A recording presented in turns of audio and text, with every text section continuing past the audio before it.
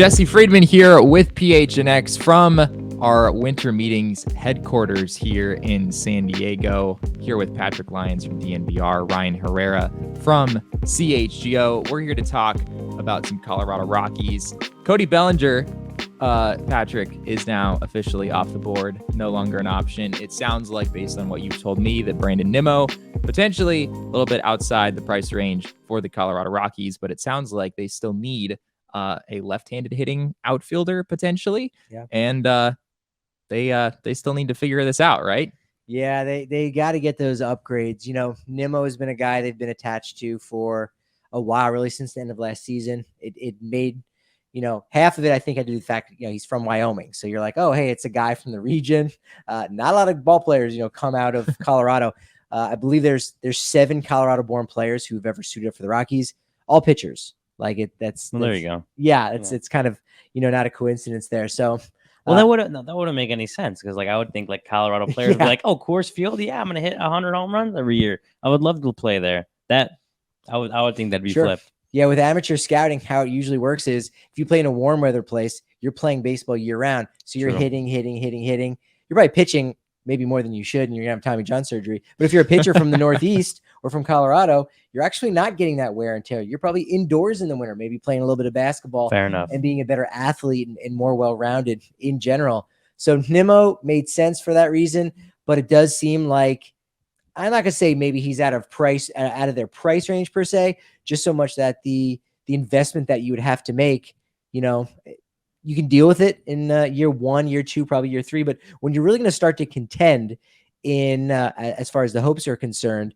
maybe at the tail end of 25, 26, 27, 28, now you've got 2 guys in their mid-30s, Chris Bryant and Brandon Nimmo. You're paying them what would probably be a combined $50 million, and you've got this young core of players, some of which, you know, are going to be in arbitration. They're going to be making more money. Now you need to fill those holes. Mm-hmm. You don't necessarily know what your holes are going to be in the future. You can look and say, there's a lot of good young prospects that can play the outfield. Don't paint yourself into that corner just yet. So you don't need Nimmo.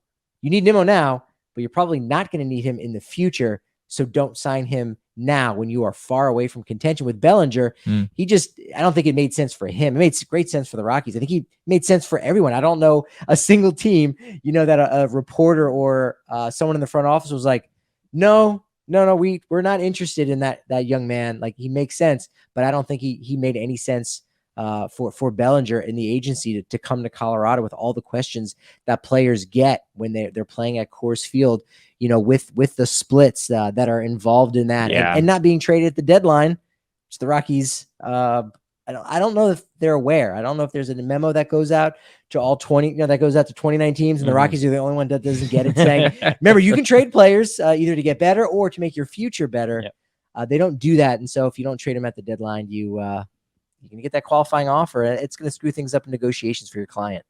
Do you feel that, so like Brandon Nimmo would probably, I mean, he's probably going to get more than $100 million. And you told me not long ago that apparently the Colorado Rockies spent how much money last offseason? For $400 million between extensions and the Chris Bryant deal and all of the different things they did. Do you think the Rockies in general, as far as addressing this need of an outfielder, you know, who bats left-handed, is this a situation where they're not likely to spend a whole lot of money, just given how big some of the financial commitments have been for them recently?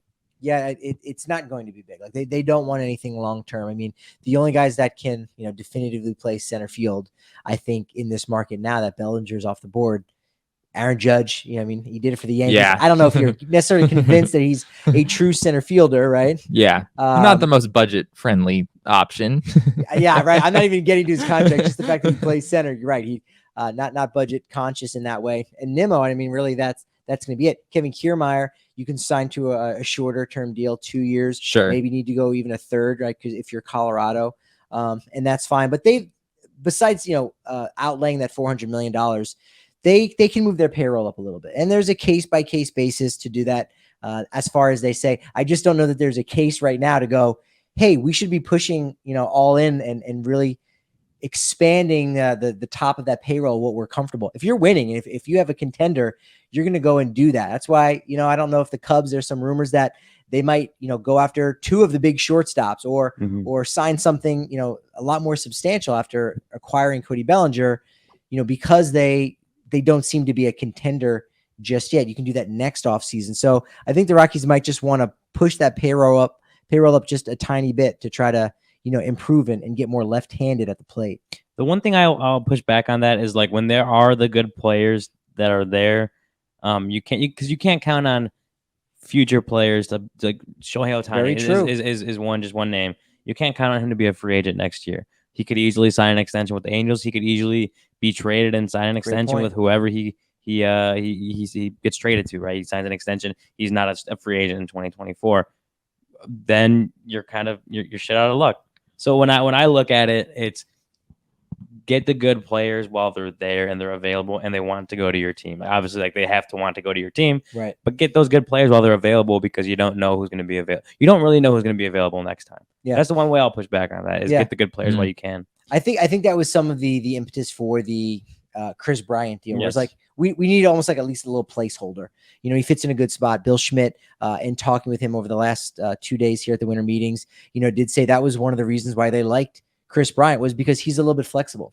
He doesn't paint them in any kind of corner. If you do need to move him to third base, if something happens, you can do that. Obviously, you can play first base.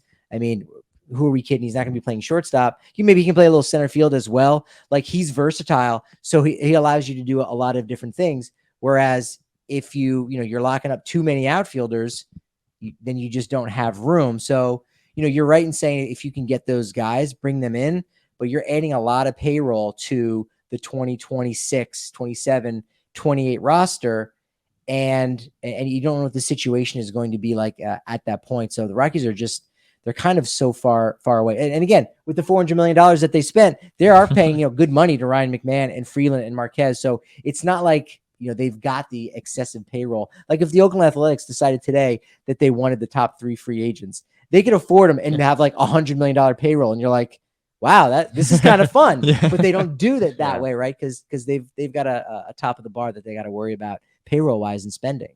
So it's not Nimmo, it sounds like, and it's obviously not Bellinger. So what direction do you see the Rockies going here? Are they trading for Brian Reynolds? Are we still doing? Yeah, that? we still talking about Brian Reynolds. Yeah. No, I'm kidding. It was brought up to Schmidt, and didn't definitively say no. Just gave that scrunched up nose, like, yeah, I don't think so. Because again, you gotta make some trades, or rather, you gotta part with some prospects to make a trade like that. And again, it's kind of about the future right now, which is frustrating to hear, but it's also a plan, and it's a plan I think that fans can get behind. Because the Rockies haven't really had a plan in the last couple of years. And yeah, it's more of a, you got to wait for that thing. But at least if they don't paint themselves into a corner with a long-term deal like a Brandon Nimmo, you feel maybe a little bit better in a situation like that. Trader free agency? Do you have like an inkling one way or the other how they might go? Yeah, getting back to your question, I don't, if they can make a crafty deal, so be it. I don't know, do they go 1-for-1 Brendan Rodgers for Brian Reynolds? But again, I don't know that moves the needle enough for both of them because they're both really treading water in a lot of ways.